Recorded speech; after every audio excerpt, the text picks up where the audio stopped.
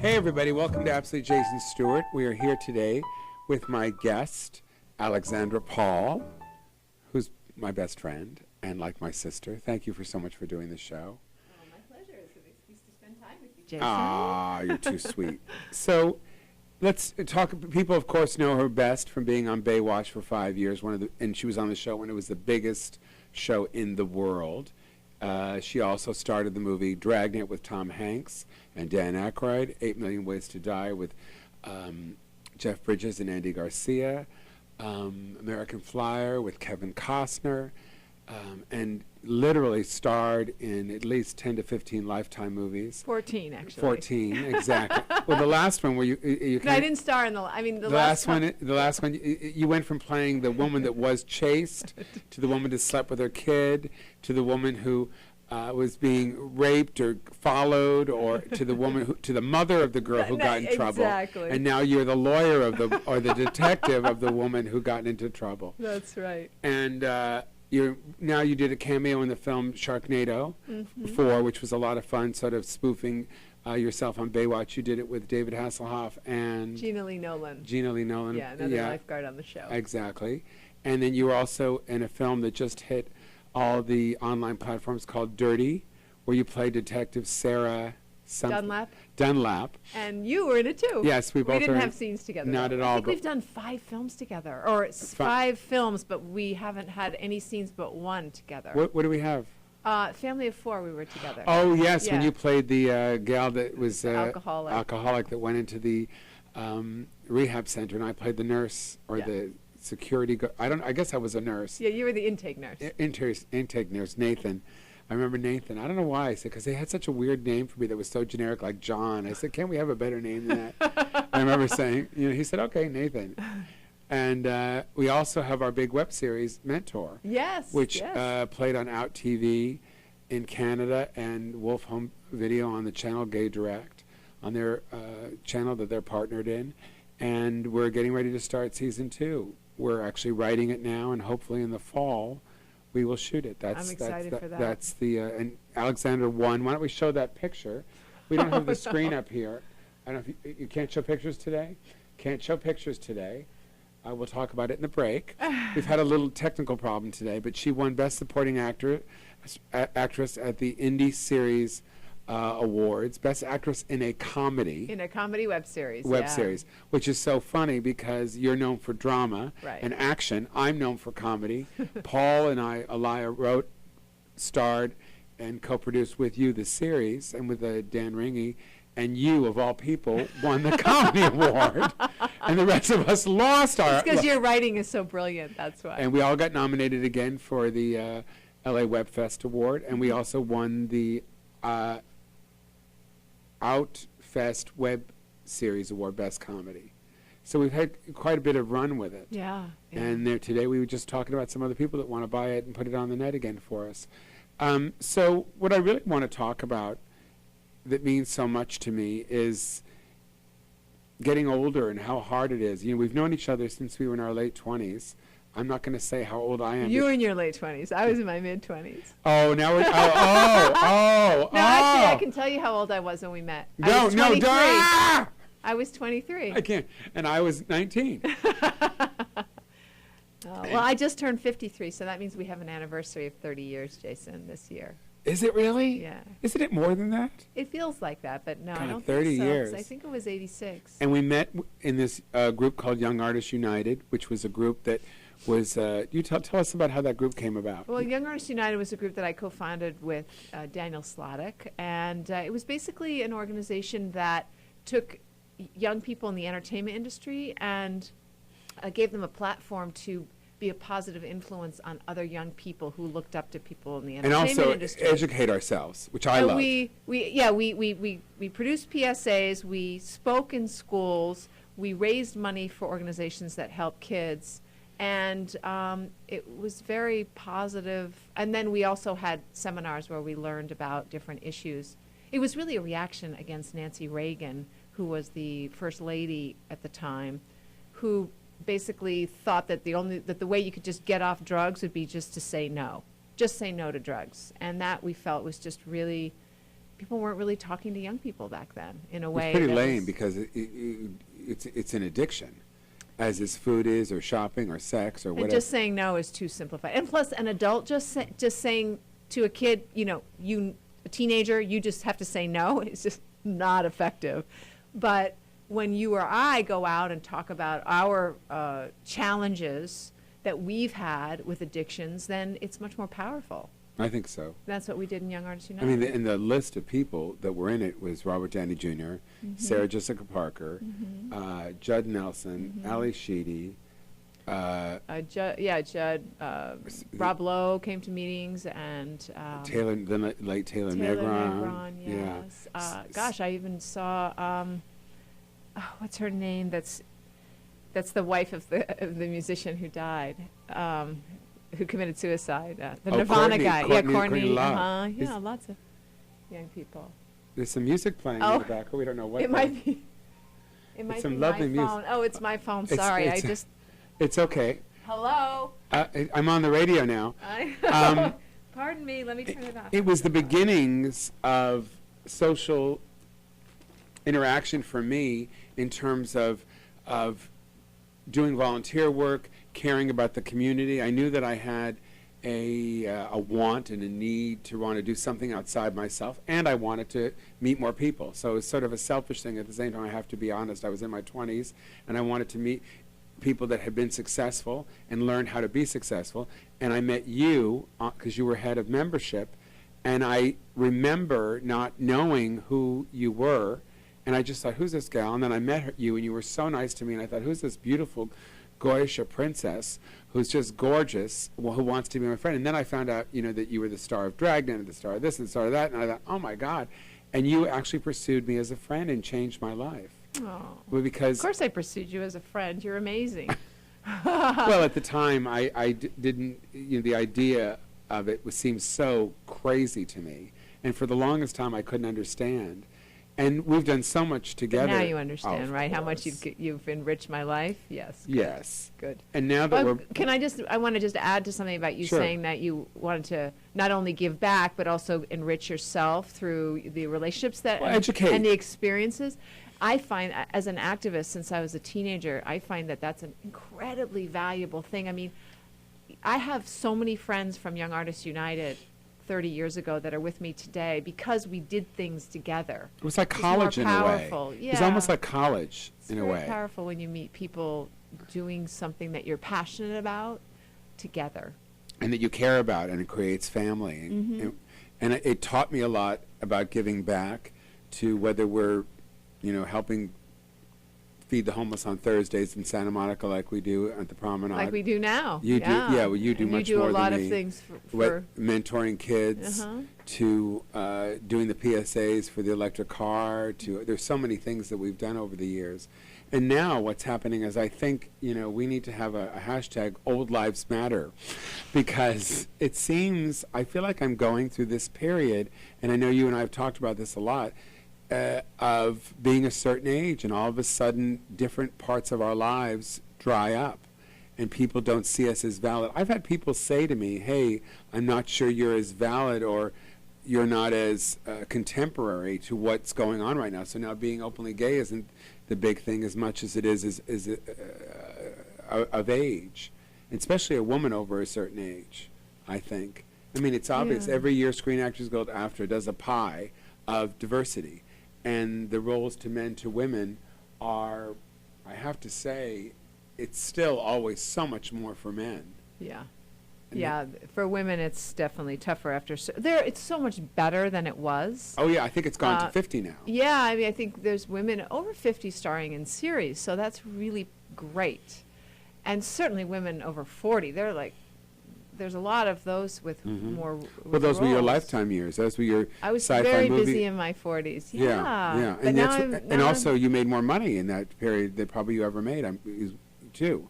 I think that was your probably. I can't remember. I mean, it was. But that was your biggest earning years because you did so many movies. I did work a lot in my 40s. So, I mean, I'm grateful for that, for having over 30 years in the business. But it is different. What I found is that people say, oh, there's so many roles for women your age. It's true, there are a lot comparatively, but there's also so many women my age who are vying for the same roles and are willing to, women who used to star in movies are now willing to do guest spots in TV shows. And so it becomes more and more competitive. So there are roles out there. For me, I see that they're not as good, the roles. Or not as large. They're not as large, not as fulfilling. Not as much a part of the plot or what's going on. I mean, basically I think women over a certain age are considered just not sexual beings. Usually over Well, like Jo Beth 45. Williams said something really interesting. I was on a panel. I went to a panel on Friday night with Kathy Griffin, Jo Beth Williams, who else was on? Sharon Lawrence. I'll remember some of the other names. She's on Everwood, not the Oprah Winfrey show now. I forgot her name. She played Josephine Baker.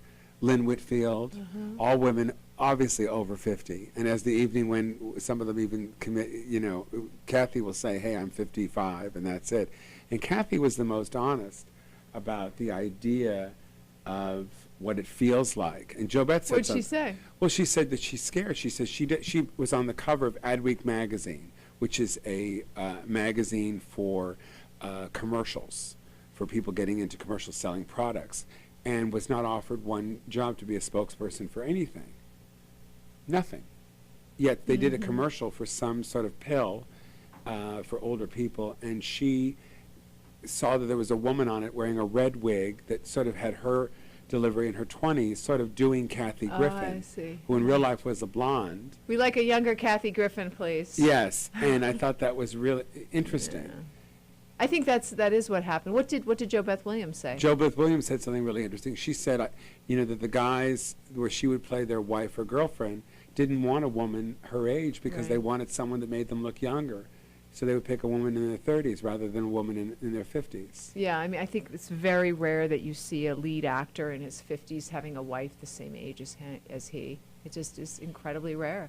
So and that might be the best role in the movie, and it's not even a great role. if it's an action movie. And There's only things, one so- Meryl Streep. She's the only one that gets to do that. Or in England, you've got Judi Dench, you've got Maggie Smith, you've got Imelda Well, Stander. television has a lot more options now, which is, Yes. great. And I think it's great. I But think it'll... 50s, who's starring in a show that's... Well, what Ellen about Barkin. Shondaland's? Ellen What about... Barkin is now 62, I think. yeah, And she's starring in Animal Kingdom. Yeah. And she's fucking great in it. yeah, good, I'm good. obsessed. I haven't seen that. Yeah. What about the woman in Murder, the Shonda? Oh, Viola Davis just turned 50. Oh, I she think. just turned 50. Okay, Yeah, yeah. And she's So- also starring in Fences coming out in December with Denzel Washington. But she is a rarity, you know. Yeah. And we're going to take a break and we're going to come back. I want to talk about just how it feels and then what you're doing about it. Well, that's why I'm diversifying. Right. Because I don't want to be waiting by the phone. And there's so much to do in this world that isn't predicated so much on how old you are. So I learned in my 30s that diversifying is really good in a career, which is why I have been an athlete and an activist and an actress at this, and done commercials and infomercials and television and movies. With always a lot of style and grace.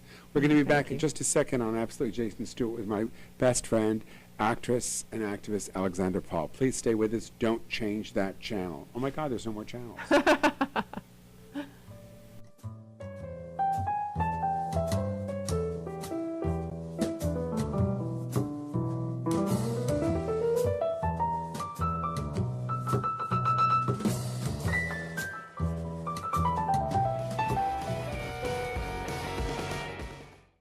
And it's Mary Carey, of course, politically naughty with Mary Carey. I'm always naughty. I'm always politically. My behavior is always politically naughty. I'm never politically correct. Dr. Dr. Drew. Drew, hi. Oh, I'm so. Guys, how are It's you? all teary-eyed, Doctor. I know. She wished she could live at rehab. But only if Dr. Drew's there. Obviously, Sure. but someone like, because a little too groping might be inappropriate. But I like the flirting and stuff. When I walked in, don't you know. shoved my head in your. No! Are you gonna sue me? Get politically naughty with Mary Carey. Mondays at 4 p.m. Did you know that 66 I'm Money B, and you can kiss my ass. Let me swallow my snot. That's sexy. keep up the good work, mild net. Ah!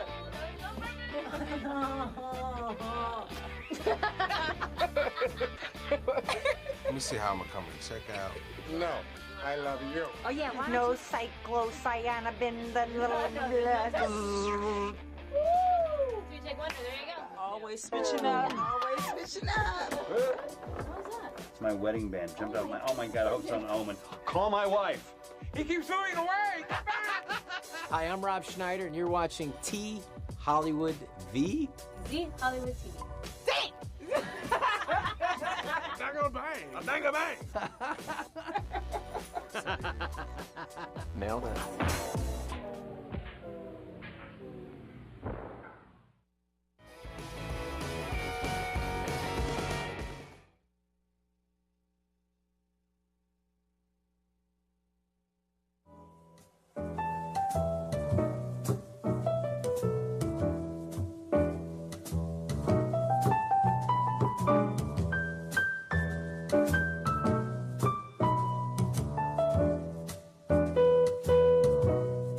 We're back at Absolutely Jason Stewart with my guest, Alexandra Paul, actress, activist, and my best friend. We're talking about aging in Hollywood. So just tell the, I mean, I know we're Did you say friends. tell the truth? Yeah, well, I'm saying Tell the because I truth. want to, we were on a show and we're talking, but I really do think that the best thing to do is to talk about it out loud, even though we're doing it in a public forum. And I know both of us don't like to actually, I don't really want to tell what I'm really thinking. And I was talking to Paul Elia, who's also our partner and mentor. I was talking to him this morning on the phone, and we were talking about being in a comedy club and how people are perceiving you. And I said, for me, like, I'm no longer getting my gigs in the clubs like I used to get them. And you're just as funny, if not more, because you're better at what you I do. feel like so I it's am. so I'm at ironic. my best. And there's a thing about being relevant. Yeah. And it's the first time I've ever said this out loud, and it's caused me a lot of depression. Yeah. And I did a show, a big benefit in a theater for 12-Step. killed, did this killed, and I feel more myself now, and I feel like a better actor now than I've ever felt. I feel everything better than I am. And in the comedy world, it seems to have changed, that they want younger people, thinking that that the idea that you're older, you're no longer relevant because you're not talking about what all the young people are talking about constantly. You know? I think the young people are talking about a whole bunch of things. I think that sort of not only degrades us as older people, but also our audience. It's like they don't have any breadth to them. On the panel, they said something really interesting. Is like I do a show, in Palm Springs at the Purple Room every month during the season, which I'll be starting up in September. And I was first thinking, man, the average age is 50. Everything from 30 to 70, usually. I'm thinking, oh, am I like not saying this is good because I'm selling out there, and that's where people are digging me? Is that like, ooh, And then I thought, no. So you had judgment against you? Oh, myself, yeah, definitely. That it wasn't hip. Hey, you know what? It just is. I mean, look Did you feel that way on Lifetime, that your fans were mostly over a certain age? Gosh, I never even, all I liked was how passionate they are and how supportive. And so I don't think I really care how old my fans are, but I didn't think of it like that. I mean, of course, it's always interesting if you have fans that are out of your demographic, I guess. When your demographic changes and you're in that demographic that's older, I guess it makes us look at ourselves. But I want to play to that. Hi. He's got some pictures, and he's going to be putting pictures up. Oh, yay. But we're having some technical things today, so we can't see. But thank you for putting them up. And it's one of our tech guys that have a man bun. They all have a man bun. I think and a beard. And a beard. I think here at Zinna TV that's one of the prerequisites. Hey, that's what we need. A man bun and a beard. Yeah, I have the beard. We have the beard. And you could have the bun. So together we're almost a person. Yeah. It is an adjustment. And since you've made this adjustment, you created a business now. It's tell us about it. I won't say anything. Well, I really want to not just sit by the phone, wait for work, or it wasn't particularly fulfilling for me to get a lot of roles that were smaller after playing so many leads. And it's not that a small role is bad. It's just that the roles that I was doing were not very fulfilling. They weren't that fleshed out. And so I thought, I love acting. I want to stay in that, but I want to also be doing something else so that I can be working into my 70s. That's what I want. Mm-hmm. And I'm 53 now, and if it's this way now, what is it going to be in my 60s? I wanted to just be realistic, and I'm very happy that I became a certified health and wellness coach, and I have my own business where I privately coach people to get healthier. I mean, a lot of people. Which is something you've done your whole life. I have struggled to be healthy, first in my teens and 20s, and then I really kind of got the swing of how to do it in my 30s and 40s. Mm-hmm. How to really feel good and integrate it into your life. And I help other people do that. We really have done it since I've known you. I mean, we have sort of talked about it ourselves, everything from our food issues to exercise issues for me, to your exercise issues, too much, mine not enough, to find a way to even our lives out to make it healthy. Yeah, I know. And I have to say... Well, for your audience, just so they know, I understand, I was anorexic when I was 15, and then for 12 years I was bulimic, so I really have an empathy for people who struggle with food. And I also suffered with bulimia until I was 30. And thank you for being my sponsor for 10 years. It's anonymous, I'm not supposed to tell anybody, but it's okay. We have the choice of telling anybody. Yeah, we can tell people. We just can't tell on other people. But I already know for you, you've already said that it's okay. So, what was I going to say? Oh, so I really have an empathy for people who struggle with food and body image. I mean, so many people do. Maybe not to the extent that I did, but just having overcome that gives me a lot of empathy and insight into other people's struggles. Do you still worry about what people think about the way you look? Yes, and I will. I realize, I thought when I God, you said that so quick. I was so surprised. Well, when I was in my 20s, I thought when I turned 40, I wouldn't care anymore, because I thought that 40-year-olds didn't care about that stuff because they were over the hill. I mean, I had the same judgments about older people that I am now feeling from the world. So I guess it's payback.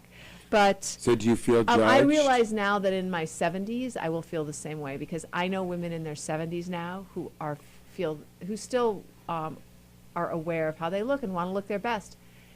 That's not a bad thing, to want to look your best. But there's a difference between wanting to look your best, isn't there, and to going to extremes of what so many women have done in Hollywood. I mean, I don't think I'm there. Yeah, no. I have other things that's to what I mean. do. I'm just saying women in general. Yeah. Yeah. I always say it's like the Melanie Griffith syndrome. It's a woman who was sought after because she was beautiful and sexy, and that's why she got her jobs.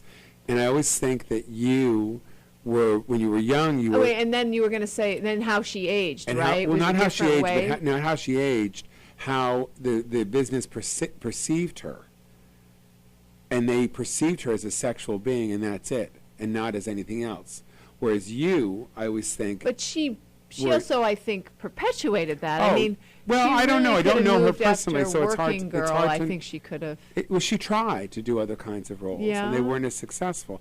I don't know if she necessarily perpetuated it. I think that's just an image. When you're on Baywatch, your image is that you're a beautiful woman who's a lifeguard. Yeah, but remember, I was the ugly one on Baywatch. I was. You were No, the- it's true. I was the smart one, which right. was really because The I Kate wasn't Jackson as of the pretty show. as the I don't- pretty no, I as don't the think- other girls. No, and No, it's okay. I think it was the Listen, boob if you're on thing. Baywatch, it doesn't mean you're ugly. If you're the ugly one on Baywatch, it doesn't mean you're ugly. So I'm not self-denigrating myself. It's like saying, you're not number one in your class at MIT. Hey, you're still smart. Okay, so this is not about self. Okay, I just want to make sure. Thank you. Because show the pictures, a couple pictures from Baywatch. I mean, man, you were just breathtaking. No, I don't think I was. I never pushed that. I'm from the East Coast. No, My mother and is that's what I was going to say before you interrupted me, because you were afraid that I was going to say something, is that that is never the card that you lead with as a human being. No. And I think that's why you had an extra 10, 12 years on these in Lifetime and all these other things, because you pushed that you were the smart one on the show, and you were the smart person. And I think someone like Melanie Griffith, with that little girl voice and the large breasts, and people saw her a certain way, so no matter what she did, she sort of got stamped, and it's very difficult. Well, I remember one of the change, producers isn't it? on Baywatch introduced me to Katie Couric as, this is Alexandra, she's every woman, which inferred that the other women were super women and I was every woman, which Katie Couric was pissed. She was, really? Yeah, she was upset. And I was like, I heard quite a lot from the producers. So I was knew where my place was. But it actually was good because more people can relate to me. I So I felt that it was... It's a much larger career. It's a larger career, and I was going to say something else. Well, I think that's why you've been around so long. And whereas Melanie Griffith had such a hard time, and she's a wonderful actress. Yeah, she's and a has very done good some actress, wonderful yeah. work and still continues to. Yeah. But I think she had a harder time. You look at Sharon Stone, who was known for sexuality, but she was always known for a little crazy, a little something in her part, not in real life, but in the part she played. So you saw her do a couple films recently that she had supporting roles that people didn't see, that I thought she did a film around 8 years ago called Alpha Males that Nick Cassavetes directed. It played the mother of a kid that was bullied to death. And you saw her as the mother at the beginning, then after the kid was murdered, and you saw how she Alpha Dog, right? Alpha Dog, not Yeah. Alpha, yeah. That was it. And she was so brilliant in it. And I thought, man, no one's seeing this work, I think she's handled her career well. And I have to say, incredibly funny, self-depreciating, and mentor in a way that you probably didn't even get. That was so completely different than who you are, and just sort of lampooning your own nice girl image. I play a very bitchy version of Alexandra Paul. I'm actually not even a version. It's me. It's a bitchy made-up. Alexandra It's Paul. a made-up version, though. Totally. It Yeah. just, and in season 2, you're even crazier. There's one point you jump in a window. It's like, he's just, and why are you in my house? How'd you get in? Because, Jason. Yeah, she came in through the window. It is interesting because they don't do this to men. Very few men. No. And what happened when the Lifetime parts dried up? Somebody who worked with Lifetime a lot told me, Alexandra, you're too old to be a mother and you're too young to be a grandmother. And I was in my late 40s then. I was maybe 48. So, there's a lot of 48-year-old mothers, but it's just basically they want them to be 39 on Lifetime, a mother. Forever. Of a 16-year-old, they want them to be 39. Yeah, or forever for any kid, for any teenager or But what's interesting is a lot of people, baby boomers our age, and we're at the tail end of that, a lot of baby boomers had kids later in life. Yes, it's perfectly, you know, if you're 48 and you have a 16-year-old, that means you were, what, 32 But when let's you had a really kid? be It's honest, like, honey, you don't look like you're in your 50s. You know go what? around the country. I just heard a study that said that everyone thinks they look younger than they do, and that the majority of people look younger than they but do. you really- Because we look in our bathroom mirror where there's really good lighting and no daylight. But, you know, I mean, you know what, I want to feel good about myself, and I don't think, I mean, one of the problems with plastic surgery, a lot of the injections and things, is that it changes how you look. You don't even look younger, you just look like someone plastic else. surgery. Oh, you look like somebody else. It's a part of this, what I call it the duck people. It's like this family of ducks. Yeah. You know, you just don't look like her. She's a duck person. Yeah, it's That's like, good, yeah. It's like they're in another family. It's Yeah. almost, Where know, age is sort of, you doesn't know, exist, and you don't really know, and you look sort of weird because you don't really know what that person's age or who they. It's sort of. It just. I find it sort of creepy. I wonder what they think of themselves, you know, or if they like that, you know. I guess they do. It's more important not to have lines, wrinkles, than it is to actually look real. But I think it's gone too far, though. It'll swing back to the other direction. You think so? I think probably, or either that or the plastic surgery will get better. But when you're on camera, it's really tough. It really shows up. When I was in my 30s, I was auditioning for a part that I eventually got.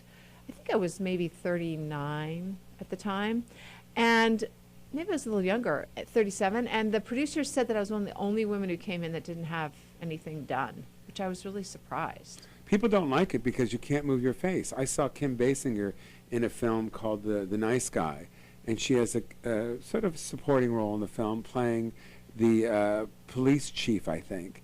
And she was like this. Her face was like this. It was like, Alexandra, I'm really, really upset. My daughter was And kidnapped. was it because she'd had a facelift? Yes, and my emotions are locked behind my face. Maybe she just I had can't get out. Ooh, dear. I'm trying to have a feeling. I'm trying to feel something. It was like she was wearing this mask. It was just so weird. Yeah. I mean, it was, and she just looked odd.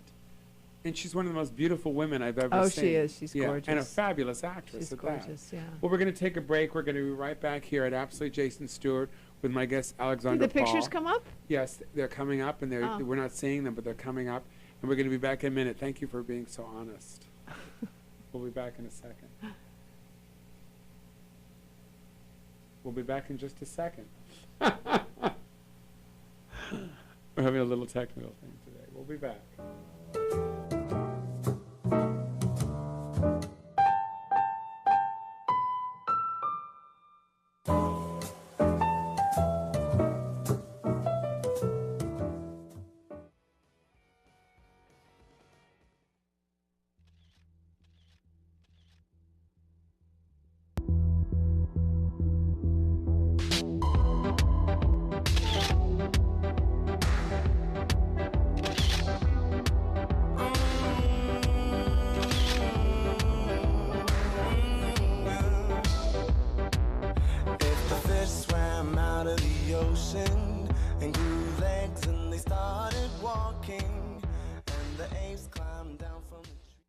Hey, I'm Dee Dee from Lady Pants, and you're watching the 10 women who are killing it in comedy. Here is bonus number 11. Tina Fey transitioned from being that female writer friend of Amy Poehler's on SNL to being the first female head writer of SNL, to being that chick with the scar on her face that played Sarah Palin on SNL, to writer, executive producer, and star of her own long-running smash hit 30 Rock, to being a full-on goddamn movie star. Tina, you are the pinnacle. You're a mom, you have good, and we mean really good female besties. Your marriage somehow survives your insane schedule, and you're the most gracious boss anyone could hope for. At least in our fantasy. Are you really as dope as you seem like you are? Fingers crossed, because if so, there's hope for all of us. If Trump actually gets elected, we can count on you to do something to at least make us laugh and forget about the internment camps we're all going to be working in. Thank you for watching the top 10 women who are killing it in comedy on zhollywood.tv. Yes, be sure to click like and subscribe and share and tweet and all that stuff if you like this video. And also, if you want to see what we do, check out our web series, Unsingle, at unsingletheseries.com. Also, you can see all of our sketches, etc. at ladypantscomedy.com. Do it. Jason Stuart here for Zinna TV. On the show Absolutely Jason Stuart every Wednesday at 1 p.m. Big guests, everyone from the gayest to gay to the straightest to straight. David, what was his name? He's absolutely Jason. He's absolutely gay. He'll absolutely brighten up.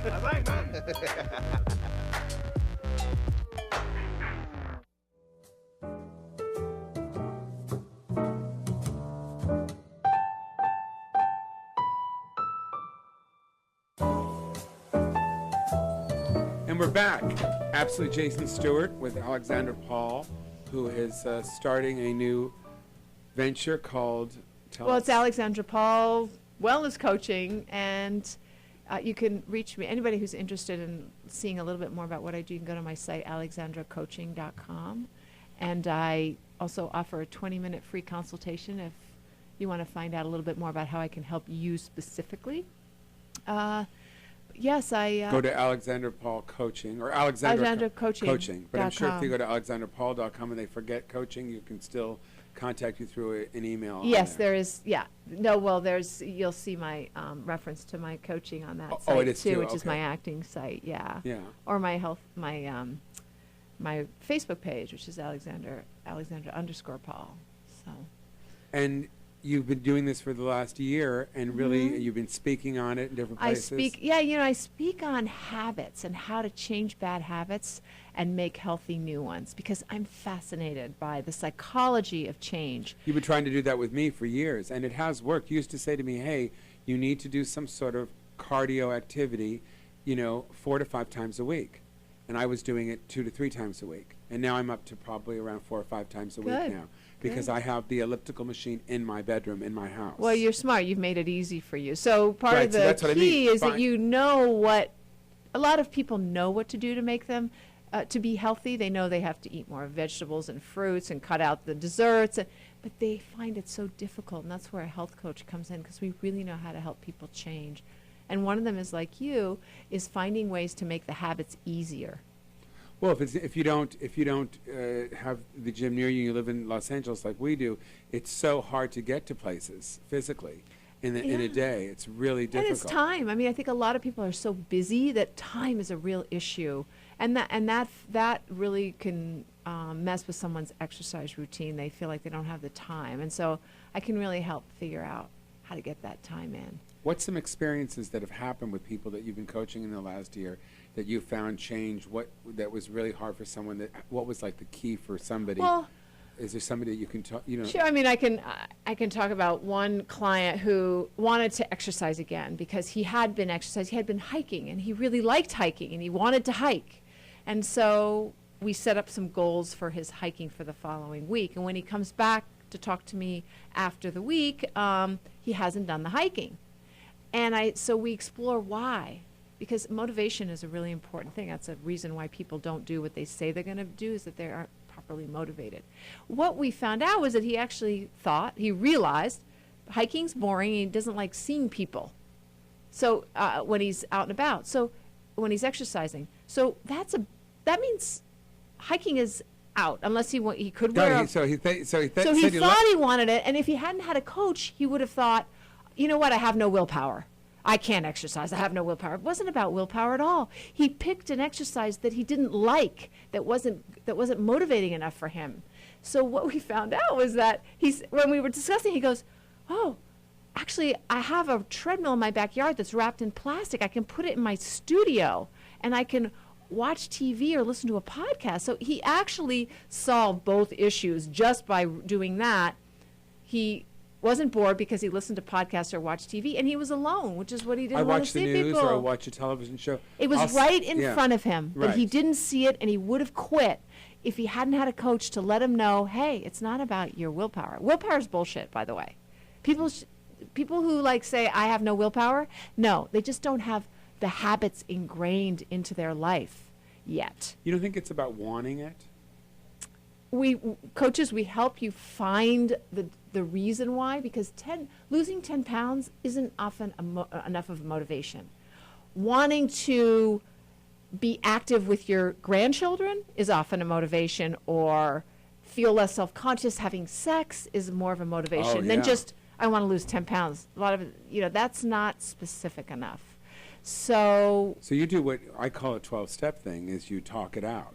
And you we get do it a lot out of you. talking it out. Right, that's what I do, is I call someone and I say, hey, this is what's bothering me, and I get it out of myself. And then it's the thoughts, because we're only as sick as our thoughts, I find.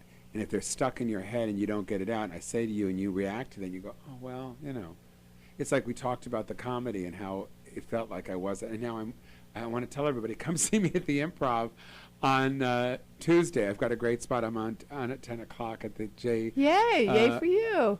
Jay Davis show at 10 o'clock. And it's so funny because I'm sitting here talking about how I'm not, and I am working there. And I'm thinking to myself, oh, talk about it out loud. Talk about things out loud. It's about, and that's Tuesday. It's not just about talking about it. The 16th, which is a Tuesday. I don't know when somebody's listening to this, so I don't want them to go. Tuesday, August 16th. August 16th, 10 o'clock, Improv in Hollywood, California. But that's true, is that you can't just vomit it out. With coaching, there's a specific way to get people to figure out themselves what works best for them in their life. Right. Because I can't tell you, Jason. You know what, Jason? You need to get up in the morning, first thing, and I want you to work out. You can't do my workout, or what the. God, you were really tough. What is that the way you talk to yourself in the morning? The American College of Sports Medicine says people should do. We have to figure out what works for you the best. Now, when you wake up in the morning, do you really want to work out? Because you work out like 6 times a week, right? I move every single day. Yeah. So I do cardio 6 days a week, but then I also stretch because I have a bad lower back, so I do yoga at home for 45 minutes every other day. I will lift, and I will also walk. So and swim. But cardio is part of swimming, so. But yeah, so I mix it up. If you swim, do you do the cardio in the same day? No, swimming is my cardio, sorry. So I do cardio, and then I might walk especially if I have a swimming is your conference call. cardio now? Swimming or riding the stationary bike are my cardios, yeah. Even with your knees, it's still good to do that with your knees? Yeah, really? Yeah, it works well. Yeah, it works really well. I find, and I'm going to tell people at home, I think the elliptical machine is the best thing. Well, see, this is what coaches don't do. We don't say what we think are the best, okay. Because it might not work for you. You could say because it doesn't ruin your knees. Jason, it works for you, okay? But it might not work. If, for example, it doesn't work for me because it doesn't give me a hard enough workout, okay? So as a coach, you wouldn't tell people what to do because that's not motivating for you. Oh, I see. If I were to say, Jason, I need you to go do this and this and this, and you're like, wait, I don't even like that. And plus I don't work out early in the morning because I'm not a morning. Coaching is very different. So I'm too bossy. Well, you wouldn't be a very good coach until you went through the Got Certified program. Okay, all right. Well, I thought I was good. Okay. We love you anyway, and good for you for doing the elliptical because now you found something that really works for you. And I find that I do sweat, and I do get a good workout, but I have to go like this. I can't just sort of, laze along, right? Yeah, Good. But I do give myself the glaze along if I'm really going. Okay, I want to do it no matter what, because I find that it's better to do it than to not do it at all. So if I do it badly, it's okay. So that works well for you, is to tell yourself you don't have to be 100% every time. Because I could go, when I'm doing it, I'll get going. And I'll get going. Once you're on it? Yes. It generally is those first steps. I have the lows and the highs. And that's why actually habits are so important, because habits take out the thinking and the emotion. They become so rote that you don't question your habit. In other words, you just do it. Like, I don't love brushing my teeth every night, but I do it. And I don't have a lot of emotion attached to it. So once you get into the habit of doing an exercise routine, you don't start going, oh, should I not? You go, no, you know what? I don't really feel very good, but I'm going to do it anyway because I know I'll feel better after. Well, I started brushing my teeth after meals now. because I'm eating home a lot, because Yeah. I'm eating certain kinds of foods, and I eat home more than I eat out. And I'm finding that I'm brushing my teeth at home, and I went to have my teeth cleaned, and the dentist said, "Oh, your teeth are so much better." So it's not just before you go to bed and you get up. It's better to really brush your teeth after meals. Oh yeah, I do. I do too. I brush them. I snack a lot during the day, so I brush them quite often. What are you eating now? Well, before I came here, I had a ton of watermelon with kale and mixed some flaxseed in it. Watermelon? I mean, no, I ate them separately. But okay. sorry, in the watermelon, I just love. I literally ate half a big watermelon yesterday, and I'm going to eat the second half today. I'm going to have to go get another watermelon because I love it. It's just so good. Oh my God. So I mix flaxseed and maybe some protein powder in there if I want, but I get plenty of protein as a vegan without it. And you're a vegan. And I'm a vegan, yes. But I don't tell my clients to be vegan because that's not how it works. If you want to motivate someone, No, and your husband is not a vegan. No, he's not. And you make his food for him sometime. I will make some vegan food. Yeah, but You won't make him steaks anymore and stuff? Oh no, I never did that. Yeah, you did. Oh no. No? No. So I used to. If he said, "Could you pick up some eggs?" I would pick up eggs, and now I realize I just am not comfortable with it anymore, so I don't pick up eggs for him. He understands. He knows. So he doesn't ask me to do that. So you never make anything for him? Oh, I make vegan stuff. I thought you did years ago. Gosh, maybe I did. Maybe I did at some point. Yeah, before you were vegan. I mean, I was a vegetarian since I was 14. Yeah, so no, I just remember. I might. I don't. A long time ago. I don't think so. So it's changed. So you've really become. And so tell us about what's going. I find it even hard after he's eaten meat to kiss him. And wow. my husband's the most awesome, amazing man ever, and it's hard to resist. But when he's just, my veganism has become more and more ingrained in me, and it's just hard for me. I think I told him that a couple weeks ago. He's great about it, you know. Well, he's the greatest guy ever lived. He is. But it is interesting. So the veganism is becoming much more of a, and tell me why. Why is it so important to you? I think it's interesting for folks to know. I think once you practice something, it just becomes more a part of you. But the reason why you're doing it. The reason I'm vegan, it's not actually for health reasons. So I'm a vegan. I'm an ethical vegan. So I'm a vegan because I don't believe that it's right to exploit animals in any way. So I don't wear animals. I don't, no leather, wool, or silk. I don't eat honey. I obviously don't eat meat or dairy. No. Why not honey? The honey is for the bees, they're not for us. But I thought that's their food. But they do that, and it gets into everything, and it helps us, the bees, right? The bees help us, yeah, But let's just supposed leave them to do what they want. If we want to give them a little house, and they want to go in it, that's okay. But we shouldn't be taking away their food, just like we shouldn't be drinking other animals' milk. The milk thing is really odd. I mean, let's face it.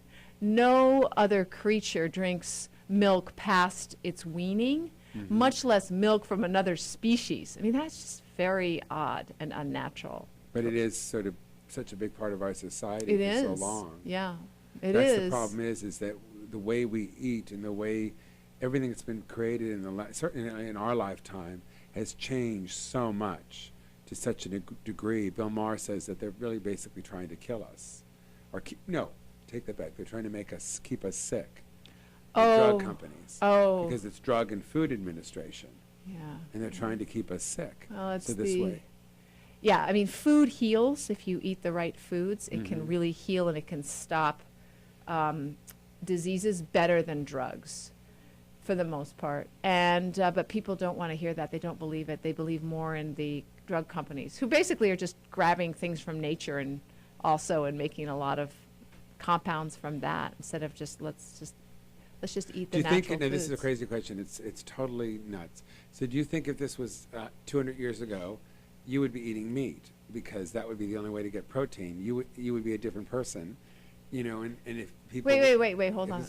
Actually, 200 years ago, people ate less meat because it was harder to get. We didn't have factory farming, which makes meat really cheap. Plus, it's highly subsidized by the government. So would you shoot animals and eat them that way if that was about your environment, if it was 200 years ago? It's totally a question. Well, you're asking for my survival, would I kill an animal? I probably would, yes, for my survival. But let me just say that this obsession with protein is crazy. I want to ask people, why are we doing it so much? Well, we don't need that much protein. We need enough protein that we can get from plants. I want to ask meat eaters, where do you get your fiber? Because People don't care about that as much. they don't No. care. Where do you get your antioxidants? Right. There's so many other things, and people always worry about protein. Have you ever met anyone who has died from a lack of protein? No. No. No. Have you It's- met anyone who's died from, not enough fiber or maybe too much fat? Or, what I'm saying? Definitely too much fat. So it's a funny question when that's the first Well, question if you people think ask me as a If you think vegan. about it, is the health issue of it. Well, also, you know who the biggest, strongest animals in the world? Hippos, elephants, giraffes, they're all vegan. Where do they get their protein? Oh, interesting. Yeah. Well, on that note, again, how can people find you? Oh, thanks, honey. Well, my coaching website is alexandracoaching.com. And as an actress? alexandrapaul.com. Well, thank you so much for being on the show. I love you more than life itself. Thanks for having me. It's great to spend time with you. Everyone, take care. We'll talk to you next week.